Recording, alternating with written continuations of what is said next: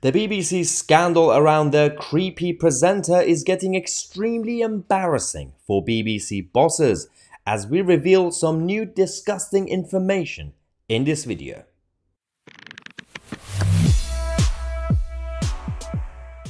Hello ladies and gentlemen, and welcome to the channel that challenges the mainstream media and the political establishment, from the left-wing nutters to the globalist elite.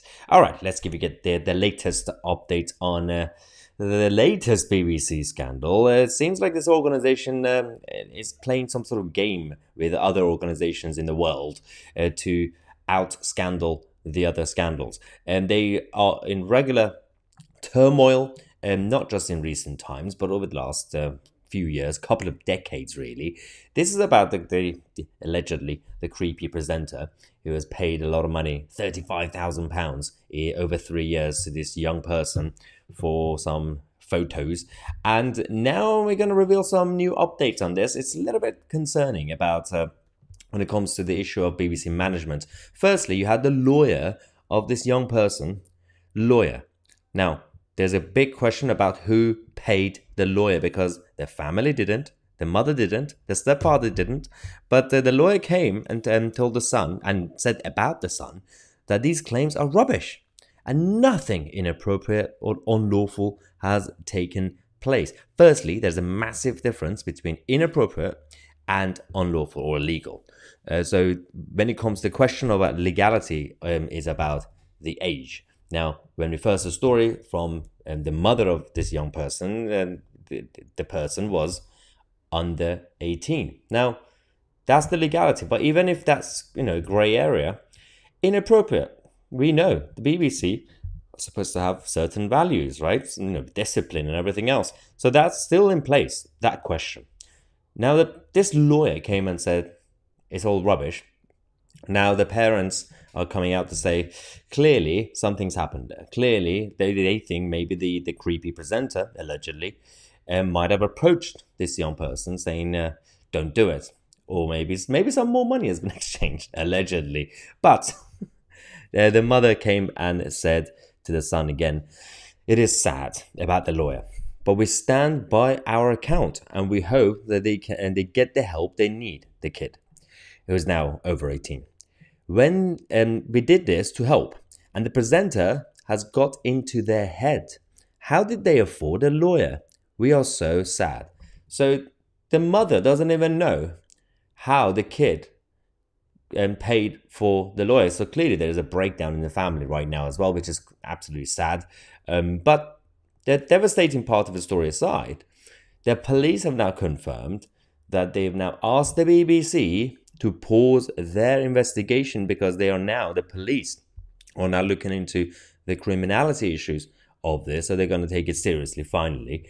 So we're going to find out soon more about that and whether this presenter is going to get charged. And the moment he gets charged, then that's when the name is going to come out. Now, there's also a lot of questions about the name of this person. Now, the other issue, the other disgusting update about this is that the BBC bosses, the management, completely ignored the complaints for 7 weeks. So they've only just talked to the presenter a few days ago. And if it weren't, as I said before, yesterday, if it weren't for the Sun exposing it, they probably would have ignored it forever. So that's one thing. But we just found out a couple of hours ago that Tim Davie, who's basically in charge of the BBC, the Director General, admitted that he still hasn't spoken to the presenter. Even today, Tuesday, the 11th of July, he still hasn't spoken to the presenter. He's the boss. He's the main boss of the BBC. So the fact that he actually admitted that, and then we just discovered Tim Davie went back into the BBC building, the new broadcasting house in central London, and apparently he used the back door because they didn't want people to see him. What are you hiding? What are you embarrassed about? Are you so scared of facing journalists? Your building is supposed to be full of journalists. So that your whole industry, your whole job is journalism. Now you're avoiding journalists. It's just so embarrassing. The whole thing is embarrassing. Now we have the timeline that the BBC have given us.